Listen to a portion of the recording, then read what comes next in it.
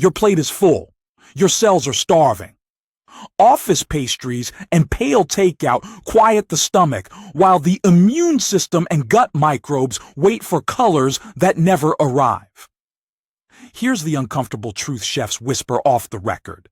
The fastest upgrade to energy, mood, and metabolism is making vegetables the headliner, not the side. One simple shift, from beige to a spectrum, can steady blood sugar, tame cravings, and light up flavor you thought belonged only to restaurants. Miss this, and you'll keep chasing fullness that never feels like fuel. Lean in, and you'll learn the color rule that turns weeknight cooking into a cheat code. By noon in a downtown food court, the line snakes past trays of pale pasta, breaded cutlets, fries, and buttered rolls. Plates look full, but they all read the same: starch and fat, with a token florid of something green. Dietitians have a shorthand for this: beige eating. And it's not just an aesthetic problem. National surveillance from the CDC shows only about 1 in 10 adults meets the daily vegetable target, and federal dietary data put average fiber intake around 15 to 16 grams a day, far short of the 25 to 38 grams recommended. The result is a pattern that delivers energy without the plant diversity our metabolism, immune system, and gut actually use. When vegetables move from garnish to centerpiece, the physics of the meal changes. Plants carry water and fiber, which increase volume without piling on calories. That's why you can eat a mound of roasted cauliflower and feel satisfied in a way a small bowl of fettuccine rarely delivers. This is the principle of energy density, says Barbara Rolls, the Penn State researcher whose lab has studied it for decades. Foods higher in water and fiber let people eat generously and still reduce overall energy intake. Fiber also slows glucose absorption and nudges satiety hormones like GLP-1 and PYY, mechanisms that show up as steadier afternoons and fewer raids on the vending machine. These aren't boutique effects. A meta-analysis in the BMJ linked 5 daily servings of fruits and vegetables with lower all-cause mortality, and additional servings appear to stack benefits for cardiovascular risk. Chefs quietly exploit this physiology. At a small bistro in Minneapolis, the most ordered dish isn't a steak. It's a pan of charred brassicas draped in lemony tahini, with a few shards of crisp pancetta for noise. We realized people finished this first and felt great, the chef says, so we built more plates that way, veg in the middle, protein as a flavor. Home cooks who copy the structure report the same sequence of wins: a fuller plate for the eyes, a lighter feeling after dinner, and the surprise that leftovers stretch farther. The protein doesn't disappear. It shifts role, from slab to accent, so there's room for 2 or 3 vegetables to share the stage. Grains and beans move from afterthought to ballast, carrying minerals and buffering blood sugar spikes that often trigger cravings.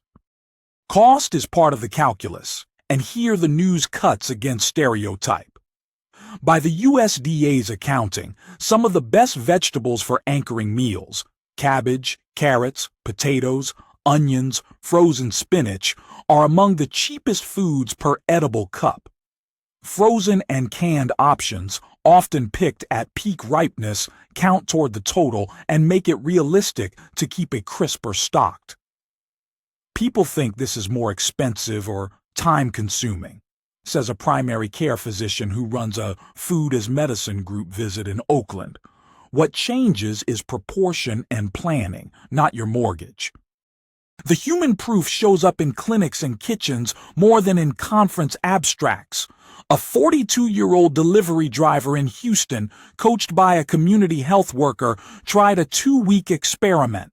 Every lunch and dinner, half his plate vegetables, a palm-sized portion of protein, a scoop of beans, or intact grains. He didn't change calories on purpose. He did stop needing a 3 p.m. energy drink. I wasn't chasing that slump, he told me. His scale nudged down a couple of pounds, but what he noticed first was sleep and digestion. It's a small story, not a trial, yet it tracks with the physiology and with larger cohort findings. When you correct the plant deficit, a cascade of small systems begins to work better. None of this requires ideology, only a new default.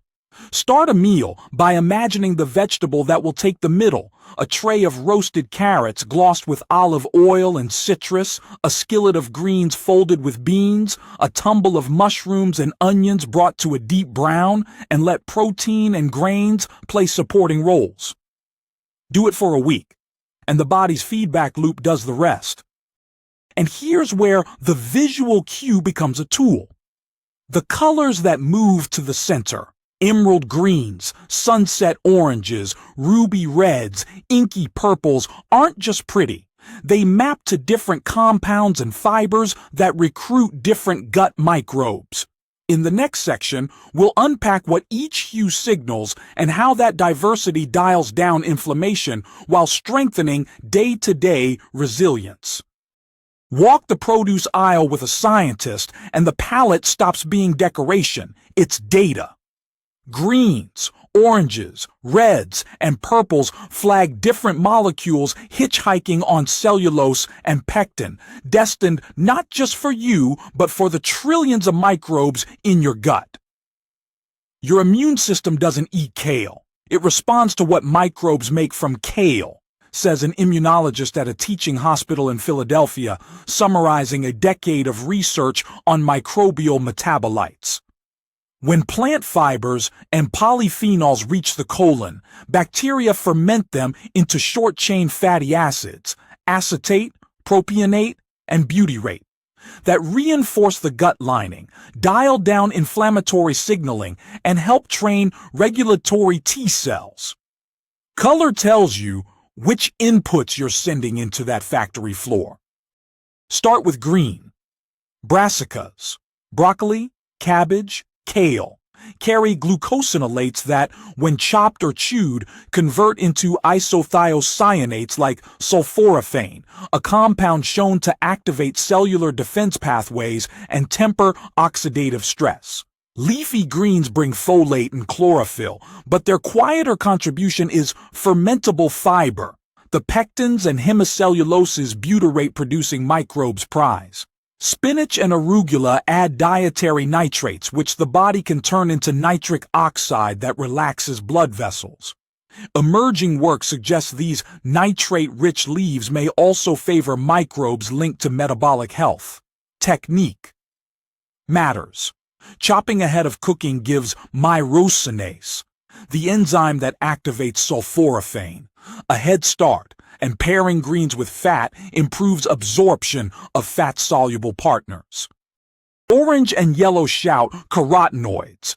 Beta-carotene in carrots and squash becomes vitamin A, crucial for mucosal immunity, the gut's front door security system. Lutein and zeaxanthin, abundant in corn and dark leafy greens, concentrate in the retina but also travel through the gut with fiber, where microbes nibble on the matrix that packages them. Heat breaks cell walls and can boost bioavailability. Cooked carrots and pumpkin, or a slick of oil on roasted sweet potato, deliver more carotenoids than raw versions. Underneath the color, you're feeding pectin-munching guilds that produce butyrate, the preferred fuel of colon cells, which helps keep the gut barrier tight and less permeable to inflammatory molecules. Red signals two powerful families: carotenoids like lycopene in tomatoes and watermelon, and polyphenols in berries and pomegranates. Lycopene absorption jumps when tomatoes are cooked with olive oil. Downstream, its antioxidant activity has been associated with lower markers of inflammation in observational studies. Anthocyanins, the pigments in strawberries, cherries, red cabbage, largely evade digestion in the small intestine and arrive intact to the colon, where microbes transform them into phenolic acids linked to improved vascular function and insulin sensitivity. Elagitannins in pomegranates and walnuts can be converted by specific microbes into urolithins. Some people harbor the right bacteria, others don't. A reminder that diversity in what you eat supports diversity in who can help you. Blue and purple deepen the story. Blackberries, blueberries, purple grapes, and eggplant skins deliver anthocyanins in higher concentration, plus fibers that slow their release. Trials have reported modest improvements in blood pressure and endothelial function with regular berry intake, effects likely mediated by microbial metabolites as much as by direct antioxidant action. Beets, while firmly red, carry betalains and dietary nitrates. Athletes didn't invent beet juice shots, but their performance bump popularized what cardiology clinics already knew about nitric oxide and flow. Then there's the so-called white category, unfairly maligned. Onions, leeks, and garlic are rich in inulin and fructooligosaccharides, prebiotic fibers that selectively feed bifidobacteria and other beneficial species. Alliums also house organosulfur compounds. Crush or chop garlic and let it rest to activate alliinase, the enzyme that generates allicin. Mushrooms, not plants, but produce aisle neighbors, contribute beta-glucans and ergothioneine, a rare antioxidant that's drawn interest for its potential role in cellular stress responses. Oats and barley add beta-glucan that helps lower LDL cholesterol. Beans, lentils, cooled potatoes, and slightly green bananas bring resistant starch that encourages butyrate producers like Roseburia and Faecalibacterium prausnitzii. As these communities thrive, they release short-chain fatty acids that signal through receptors such as GPR41 and GPR43 on immune and epithelial cells, nudging inflammation down and tolerance up. Diversity isn't garnish, it's the operating system.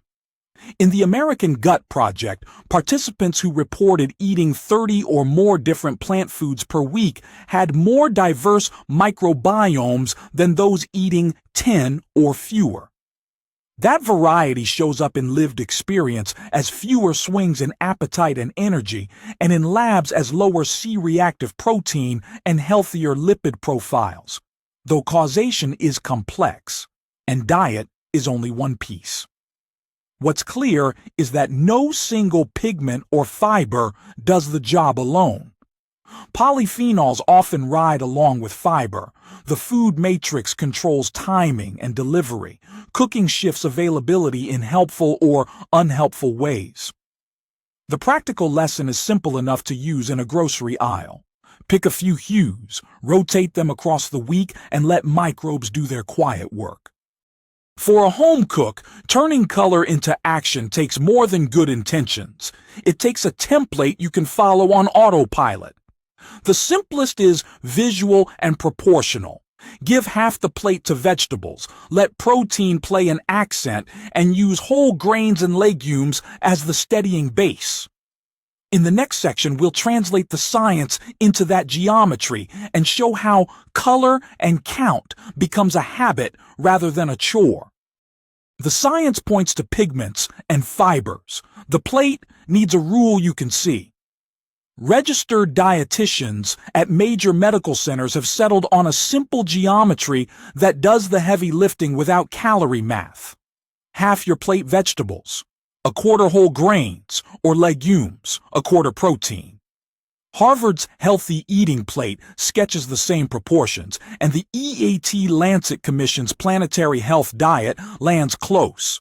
Not out of fashion, but because those ratios correct what most meals miss. Clinicians often add a plain English overlay, color, and count.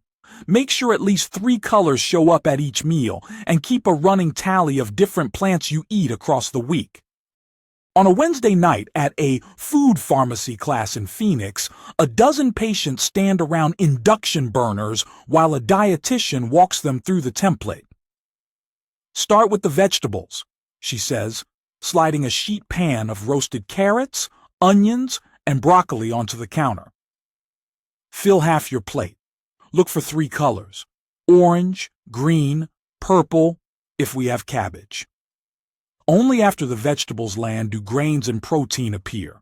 A scoop of farro, a spoon of black beans, a palm-sized strip of chicken or tofu.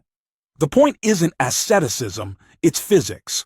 High water, high fiber foods take up space, slow glucose rises, and keep you full on fewer calories. A participant with prediabetes eats, checks his continuous glucose monitor an hour later, and raises an eyebrow. A smaller bump than he's used to. Researchers call it the second meal effect. Legumes and intact grains change the glycemic profile not just of this meal, but often the next. Color and count makes variety automatic. The American Gut Project popularized a benchmark, around 30 different plant foods a week linked to more diverse microbiomes. In practice, that doesn't mean exotic shopping. Herbs count. So do nuts and seeds, whole grains, beans, and different lettuces. A teacher in Cleveland keeps a jar on the counter with a stack of index cards. Each time the family eats a different plant, arugula, lentils, walnuts, basil, someone writes it down. At the end of the week, they tally. If they're short of 30, Friday pizza night becomes whole grain dough topped with sautéed mushrooms, peppers, and a shower of greens after baking. The exercise reframes eat more vegetables as a scavenger hunt, and kids play along because the rule is visible. The proportions flex across meals and cuisines. Breakfast becomes a skillet of mushrooms and spinach under 2 eggs with a slice of whole grain toast. Lunch is a grain and bean bowl anchored by roasted squash and red cabbage with a few shards of feta for salt. Dinner might be a heap of charred peppers and onions on warm tortillas with pinto beans and a drizzle of yogurt lime sauce, while grilled fish shows up as a garnish rather than a slab. Protein doesn't vanish. It changes job description. 2 or 3 ounces of chicken, tempeh, or salmon delivers amino acids without pushing plants off the plate, and pairing it with legumes and whole grains steadies blood sugar and pulls in minerals and B vitamins that Beige staples lack. Access and cost are part of the architecture. The USDA's price data consistently show cabbage, carrots, potatoes, onions, and frozen spinach among the lowest cost vegetables per edible cup. Frozen peas and broccoli are picked at peak ripeness and blanch into meals without prep. Bagged slaws become instant color. Canned beans, rinsed, are weeknight insurance. People assume this means extra time, says a primary care physician who runs group visits in Oakland. We don't add complexity, we change sequence. Roast 2 trays on Sunday, cook a pot of grains, make a vinaigrette. The rest of the week is assembly. Even in places where choice is constrained, the geometry holds. At a quick service bowl counter, ask for double vegetables, half rice, or choose a whole grain base. Add beans, and request a small scoop of protein rather than a mound. In a diner, order the omelet with extra vegetables and a side of fruit. Skip the hash browns or swap for a cup of oatmeal. The visual cue, the half plate of color, becomes autopilot in cafeterias and on the road.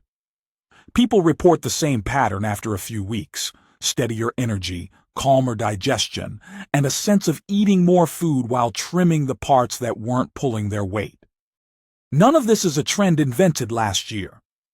Across the Mediterranean, South Asia, and Mesoamerica, cooks have long built meals that make plants the craveable core, with meats and cheeses playing the role of seasoning rather than centerpieces. To see how that looks, and to borrow techniques that make vegetables feel like the dish you fight over, we turn next to the tables where this geometry is tradition, not prescription.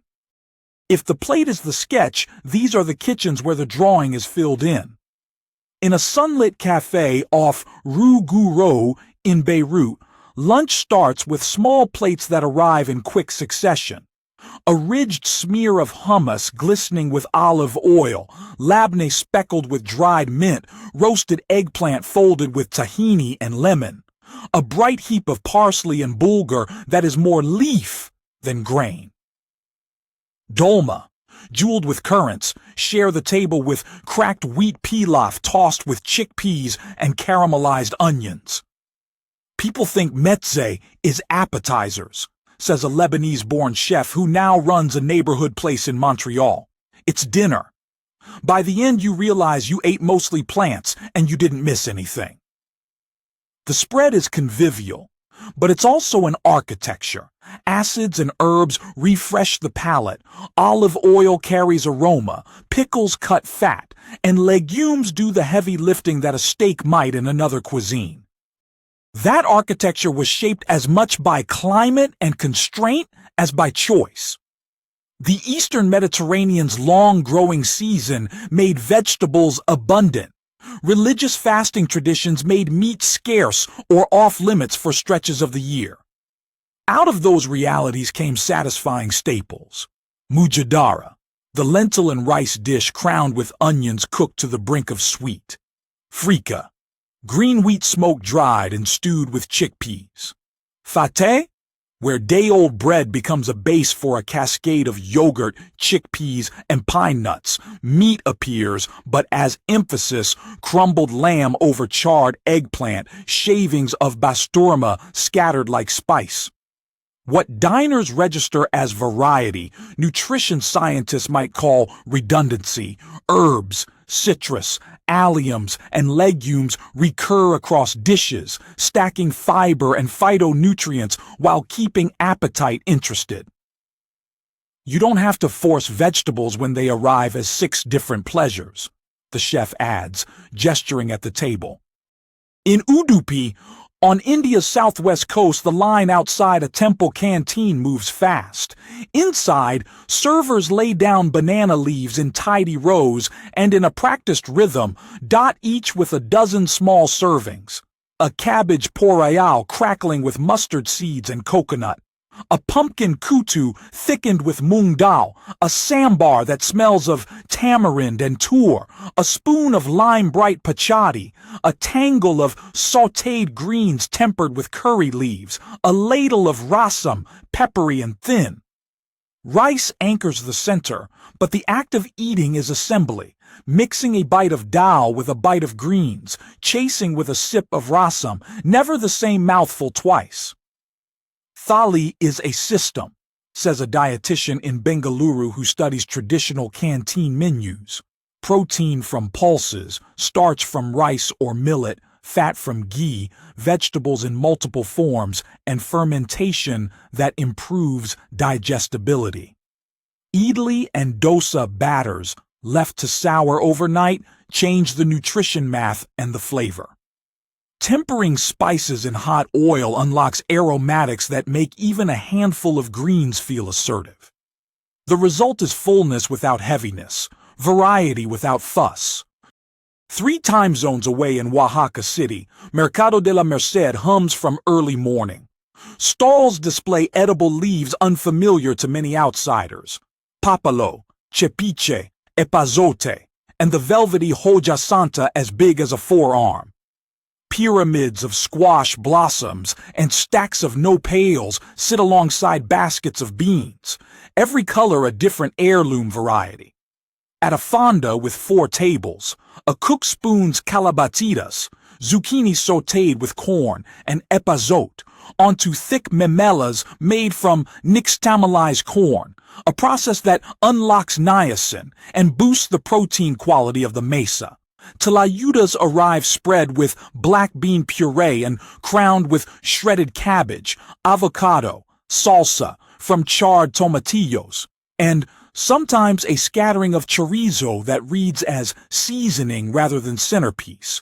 Mole verde is a garden-rendered liquid. Herbs, pumpkin seeds, chilies, coating vegetables in depth that feels like abundance. UNESCO's 2010 recognition of traditional Mexican cuisine cited the milpa system, corn, beans, and squash grown and eaten together, as a cornerstone. In the market, it's not theory, but lunch. What binds these tables is not ideology, but habit. Many small dishes over a single monolith. Meat as punctuation, not paragraph. Grains and legumes as scaffolding.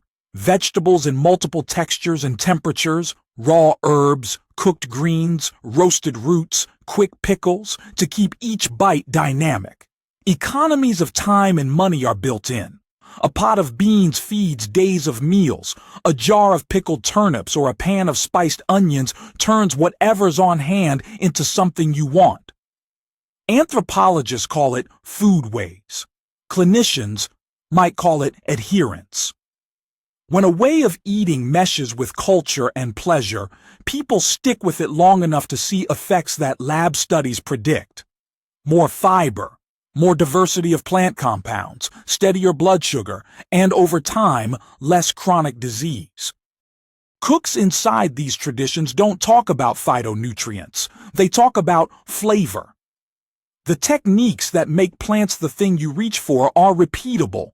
Flame and smoke to tame bitterness and build sweetness, acids to wake up fat and salt, ferments and pickles to add snap, sauces that can cover a week's worth of vegetables without repeating themselves.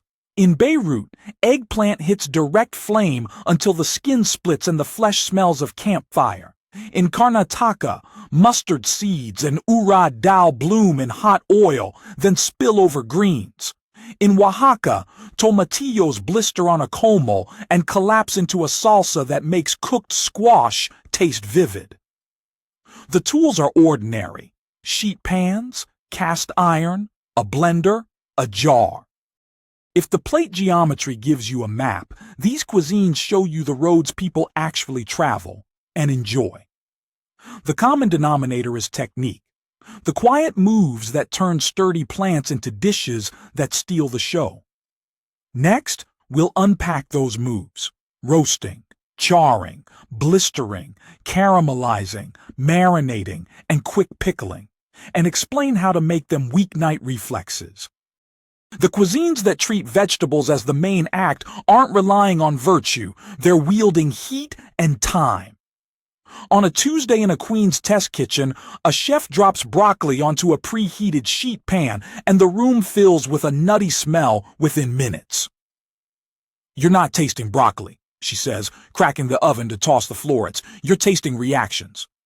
The reactions she means are the Maillard browning that begins around 285 degrees, 140 degrees Celsius, and caramelization that kicks in above roughly 360 degrees. 160 degrees. The same chemistry that makes bread crust irresistible. The trick is to set the stage so they can happen reliably at home, after work, with a sink already full. Roasting is the most forgiving door into this. Space is your ally. Crowd a pan and vegetable steam, give them air, and they brown. A preheated, heavy sheet pan, ideally at 425, 475 degrees, 220, 245 degrees Celsius, sears contact points the instant the vegetables land. Dry the produce. Use enough oil to lightly coat, salt before it goes in, and cut pieces the same size. Brassicas thrive under this treatment. Cauliflower florets sizzled to mahogany edges and a sweetness that wasn't there raw. Carrots, cut on a bias for more surface, shrug off their earthiness and go candy sweet with a little char. The last move happens off the heat. A squeeze of lemon or a splash of vinegar restores brightness lost in the oven, and a handful of herbs returns perfume to the plate. Acid at the end is not garnish, says a culinary scientist who consults for hospitals. It's corrective. Charring and blistering push further. Over an open flame or under a ripping hot broiler, peppers and tomatillos blacken, their skins loosening so the flesh beneath can taste both smoky and clean. Shishito peppers blister in a dry cast iron skillet in 5 minutes. Toss with salt and they're suddenly a bar snack. Corn on the cob, rolled across a grate, picks up the flavor of summer you remember from street carts. Eggplant, the heartbreak sponge of many kitchens, behaves if you give it direct flame until the skin cracks and the interior collapses. Peel and mash with tahini, lemon, and garlic, and you have smoke and silk instead of oil log mush. Charring introduces bitterness, but in small amounts it acts like the tonic in a cocktail, an anchor for sweetness and fat. Caramelizing is patience rewarded. Onions cooked low and slow transform as their complex sugars break down. 35 to 45 minutes is honest, not the fantasy you see in hurried recipes. Stir occasionally. Deglaze the pan with water if fond threatens to burn, and consider the tiny hack pros admit at conferences. A pinch, truly a pinch, of baking soda can raise pH and speed browning, though too much tips the flavor soapy. Mushrooms want the opposite of fuss. Put them in a hot pan with breathing room, resist the urge to stir, and let their water evaporate before adding salt. They'll brown like steak and taste of the forest floor. The common thread is moisture management. Browning is a dry heat story. Get water out of the way, and everything good happens faster. Marinating is flavor insurance, but vegetables are not meat. You're not tenderizing collagen, you're mapping taste to surface. A basic ratio, acid, oil, salt, and aromatic, does most of the work. Lemon and olive oil around grilled zucchini. Red wine vinegar and oregano over roasted peppers. Soy and rice vinegar with a dab of miso on mushrooms. Salt diffuses into cells, carrying dissolved flavors with it. Acids wake up dull edges and, in cases like eggplant or cucumber, draw some water out before cooking, which helps browning later. Time matters. Tender vegetables and mushrooms need 20 to 60 minutes. Sturdier roots prefer to be cooked first, then dressed while warm so they pull the marinade in as they cool. Yogurt does double duty as acid and dairy fat, clinging to cauliflower before it hits a sheet pan and blistering into a savory crust. Quick pickling is the 5-minute fix that makes a plate taste engineered. A common refrigerator brine is roughly equal parts vinegar and water, with a spoon or two of sugar and salt per cup of liquid. Dissolve over heat with coriander seeds or peppercorns. Pour over sliced radishes, onions or cabbage, and chill. The result? Bright, crisp, lightly sweet-sour, cuts through rich sauces and roasted notes the way a squeeze of lime does over tacos. Unlike canned pickles, refrigerator pickles are not shelf-stable. They live in the fridge and are best within 2 weeks. Safety aside, the point is at the palate. Acids reset taste buds, so a small tangle of pickled onion makes the next bite of roasted squash taste vivid again. These moves share a thesis. Make plants do more at the molecular level. Dry heat concentrates sugars and creates new flavor compounds. Controlled char adds smoke and bitterness that complexity craves. Marinating and pickling layer acidity, and aromatics that sharpen the edges.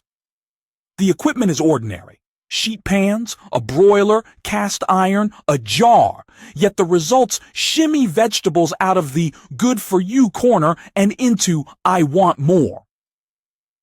You have to give vegetables a narrative arc, the Queen Chef said, sliding a pan of blistered green beans under a shower of sesame seeds. Start with heat, finish with contrast. Contrast is the hinge to the next idea. Once you can summon smoke, sweet, and snap on command, the question becomes how to balance them. The best plates juggle fat, acid, salt, heat, and umami so every bite feels tuned rather than loud. That's where citrus, vinegars, miso, tahini, chili oil, toasted nuts, seeds, and herbs stop being pantry items and become levers. The techniques get you browning and smoke. The last mile is balance. In a small teaching kitchen at a county hospital, a chef-in-residence stands over a tray of charred carrots and brassicas and plays conductor with a pocketful of spoons. First a pinch of salt, then a squeeze of lemon, a spoon of tahini thinned with warm water, a drizzle of chili oil, a fistful of herbs. The crowd tastes in sequence. Flat becomes vivid, bitter becomes structured, sweetness steps forward and then checks itself. You don't need a recipe for this, she tells the group.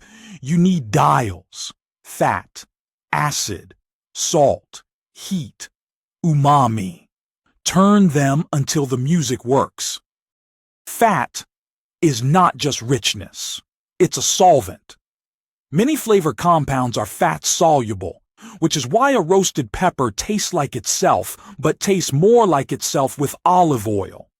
A tablespoon, around 14 grams, can carry aromatics across the palate and make greens feel plush rather than punishing. Neutral oils conduct heat. Extra virgin oils finish. Tahini and nut butters behave like fat and protein at once, lending body to dressings and binding loose piles of vegetables into something that eats like a dish.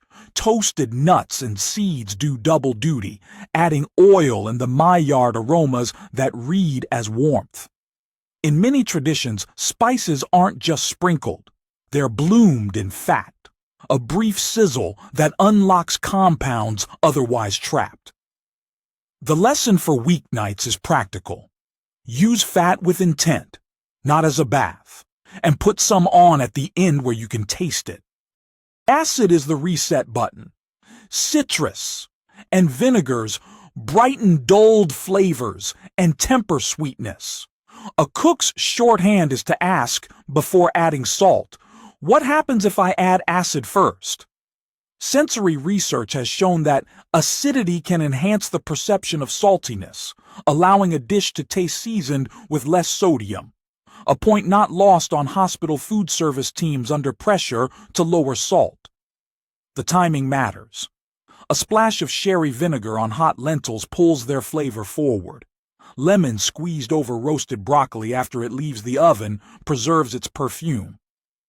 Different acids have personalities. Rice vinegar is soft. Red wine vinegar is assertive. Citrus is volatile and alive. Keep one clean and one dark on the counter, and most problems are solvable. Salt is a tool, not a dare. It's the only seasoning that directly amplifies all the others, in part because it suppresses bitterness and frees sweetness. How you apply it matters more than how much. Kosher salt sprinkled early on, cut vegetables draws out moisture and seasons the interior. A pinch of fine salt at the end hits the surface and wakes up everything already there. Home cooks who worry about sodium can borrow strategies from professional kitchens.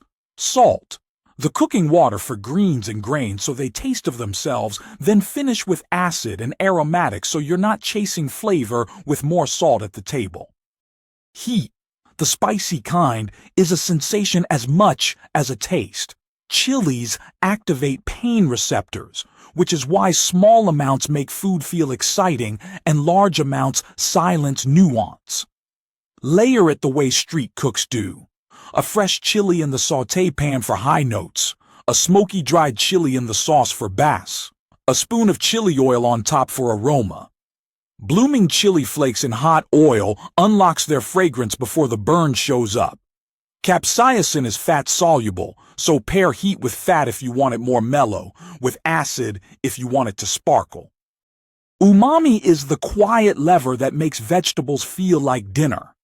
It comes from glutamates and nucleotides that the tongue reads as savoriness. Mushrooms, tomatoes, miso, soy sauce, aged cheeses, anchovies, and seaweeds carry it in different registers. Combine sources and you get synergy. dried shiitakes, rich in guanylate, with a splash of soy, glutamate. Make broth taste like it simmered all day. A teaspoon of white miso whisked into a lemony vinaigrette plants umami inside acid, so a salad eats like a meal. Nutritional yeast scattered over roasted squash adds a cheesy depth for those avoiding dairy. The fear around MSG, once common in American dining rooms, has faded in the literature. Regulatory agencies from the FDA to the WHO note its safety, and a pinch can boost savor while allowing for less sodium than salt alone. Fresh herbs are the finish line. They operate at the top of the palate, lighting up aroma receptors that cooking can mute. Parsley and cilantro are not interchangeable, but the rule is the same. Chop just before serving and let the residual heat of the dish wake their oils without pushing them flat. Stems carry flavor. Cilantro stems in a salsa, parsley stems in a chimichurri, while tender leaves act like a last-minute perfume. In many kitchens, an herb-forward sauce is the week's insurance. A jar of zhug, chermoula, or basil mint pesto turns any roasted or steamed vegetable into something you anticipate, not tolerate. Put the pieces together, and a pattern emerges. Roasted cauliflower with lemon tahini, a spoon of chili oil, crushed pistachios, and dill is fat, acid, heat, umami, and herbs in conversation. A bowl of beans with blistered tomatoes, olive oil, red wine vinegar, shaved garlic, and torn basil hits the same chords in a different key. When balance clicks, portions take care of themselves. Food satisfies at the pace clinics want and the pleasure restaurants chase. The palate we built in earlier sections, smoke and sweet from heat, snap from quick pickles, becomes easier to tune when these levers are second nature. Flavor balance solves for taste. The last dimension is how a meal feels and moves. Texture and format determine whether vegetables read as abundance or obligation. Next, we'll look at bowls, tacos, flatbreads, skewers, and dips, the shapes that stack crunch against creaminess and make plants feel like the fun part of dinner. Balance gets you to delicious. Texture and format make it feel inevitable. At a downtown lunch rush in Portland, the line at a build-your-own-bowl counter moves in quick beats. A base of warm farro and greens, a scoop of charred broccoli and roasted squash, a handful of pickled onions, toasted seeds, a lemony tahini drizzle. The bowl lands heavy and colorful, the kind of abundance that looks like you're getting away with something. People think we're selling health, the manager says, watching the assembly line. We're selling crunch against cream and hot against cold. That isn't just copy. Food scientists have a term for why this works. Oral contrast. Hard and soft, slick and crisp in the same bite slow the pace of eating and boost satisfaction.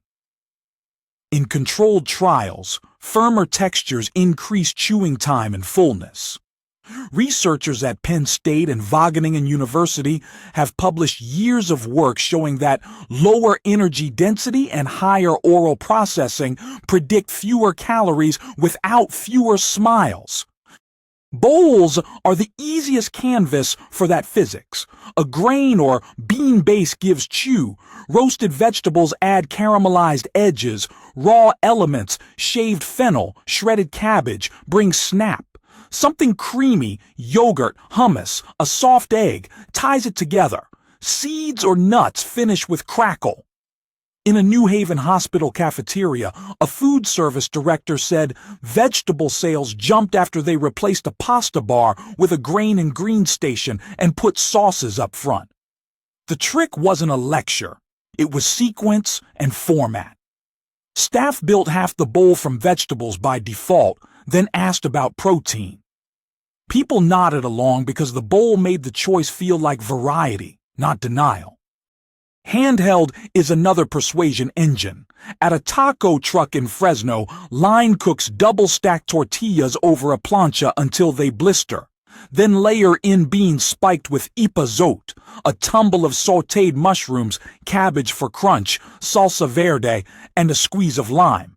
A crumble of queso or a swipe of avocado crema reads as luxury, not heft. You sell vegetables on texture and acid, the owner says between tickets. Street food has always known this. Fun format, bold sauce, small units you can customize. Behavioral research on the variety effect suggests that offering a few contrasting components increases eating within a food group. Here, it works in your favor. One diner orders 2 different veg tacos and samples more plants in one lunch than a day of beige meals. Flatbreads turn that logic into family dinner. A sheet of whole grain dough, homemade, store-bought, or a stack of pliant lavash bakes fast and tolerates most leftovers. Smear with tomato or a garlicky yogurt. Scatter roasted peppers and onions, add chopped kale or spinach, dot with olives or feta, slide into a hot oven until the edges crisp. Kids who refuse a salad will pick at leaves when they're anchored by chew and a little char. Dietitians working with school districts lean on this format because it satisfies the pizza reflex while moving plants to the foreground. The pleasure isn't theoretical. It's bite mechanics, crisp crust against soft vegetables, a little fat to carry aroma, and enough salt and acid to wake it up. Skewers extend the same play to the grill or broiler. Alternate mushrooms with peppers, onions with zucchini, cherry tomatoes with marinated tofu or halloumi. Brush with a soy miso glaze or a lemon oregano oil. Cook hot and fast until edges char and insides stay juicy. The stick makes portions visible and communal. A platter of skewers looks festive without leaning on meat. Fire adds smoke and the kind of bitterness that makes sweetness read sweeter. In summer nutrition programs in Phoenix, community health workers found that vegetable intake rose during grilling demos not because of handouts, but because skewers felt like something you'd bring to a party. Dips are the stealth operator. An afternoon plate of cut vegetables becomes a snack people reach for when there's a destination on the plate. Hummus, slicked with olive oil and sumac, white bean dip with lemon and rosemary, a yogurt chili crunch that plays like ranch's older cousin. The evidence isn't just anecdote. In appetite and Jan studies, preschoolers ate more and liked bitter vegetables better when served with a familiar dip. Grown-ups are not so different. A jar of salsa matcha or herb sauce in the fridge turns cucumbers and carrots into something you chase. Crackers and chips don't have to be the vehicle. Endive leaves, grilled pita wedges, halved radishes, and romaine hearts do the job with more snap. The through line across these formats is how they choreograph bites. Temperature contrast keeps the palate awake. Crunch slows you down. Small units, tacos, skewers, scoops, create built-in variety. You can stack the win with a few operational tweaks. Put sauces where you can see them and you'll use them. Toast nuts and seeds in batches so bowls and flatbreads finish with texture. Keep quick pickles on hand for acid that doesn't wilt. None of it asks for chef time, just a little mise en place and an eye for contrast. By now, the pieces fit. Color for diversity, technique for flavor, balance for brightness, and format for joy. The last task is turning this from a weekend project into a weeknight reflex. Stocking the right sauces, cooking once and eating twice, and using a short list of templates to hit half a plate vegetables without thinking. In the closing section, we'll pull it together into a simple, repeatable playbook that makes dinner feel like momentum, not math.